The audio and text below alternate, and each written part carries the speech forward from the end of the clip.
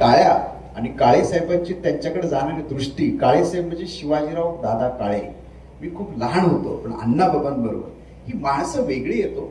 मी आता महाराष्ट्रभर जातो पण आत्ताच्या नेत्यांमध्ये आणि पूर्वीच्या नेत्यांमध्ये तुलनात्मक फरक जर केला, आत्ताचे नेते तंत्रज्ञानावर अवलंबून आहेत आणि त्यांच्या जीवाची धावपळ प्रचंड वाढलेली, कारण लोकांच्या अपेक्षा वाढल्या. पूर्वीची माणसं जीवाची धावपळ करत होते पण मदतीला तंत्रज्ञान नव्हतं. मग या पिढीमध्ये या जुन्नर तालुक्यामध्ये राजुरीचं गाव, राजुरीची माती, राजुरीचे संस्कार हे देखील तुमच्या नेत्यांमध्ये ते होते आणि त्या संस्कारातनं बाळासाहेबांवर झालेला प्रभाव आहे. गंगूबाई सारखी बाई तुम्हाला दिसते पण रामफळ आपल्या नणंदेने आणलं, ते रामफळ सगळ्यांना दिलं. म्हणजे आमच्या आशाताईंनी सांगितलेली गोष्ट.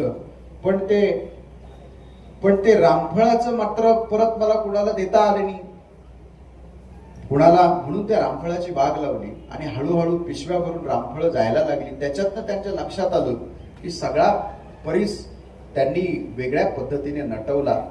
अशा ह्या गंगूबाई त्या उत्तम कविताही ओव्याही लिहायच्या. मला बाळासाहेबांनी त्यांचे व्हिडिओ पाठवले. जुनी माणसं जात्यावरच्या ओव्या, उत्स्फूर्त ओव्या लिहिल्या आणि आपल्या घरातला बाळासाहेब नावाचा एक आदर्श तरुण या महाराष्ट्राला ज्या कुसेने दिला, ती कुस आज आपल्यामध्ये नाहीये. आणि म्हणून बाळासाहेबांच्या बरोबर त्यांचे बंधू दत्तात्रेयराव, शंकरराव यांनाही ते दुःख आहे. त्यांच्या सुना मग आशाबाई असतील, छायाबाई असेल, हौसाबाई असेल, यांनाही दुःख आहे. आज बाळासाहेबांच्या आईचे मला ते अश्रू आठवतात.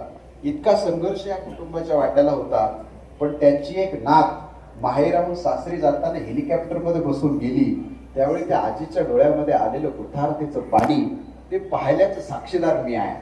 आणि हे सगळं मग त्यांची एक दुसरी नात ज्यावेळी महाराष्ट्र क्रिकेट रणजीमध्ये सिलेक्ट होती की काय अशी परिस्थिती आली, पण त्यावेळी की कारणामुळे तिला बाळासाहेब पाठवू शकले नाहीत.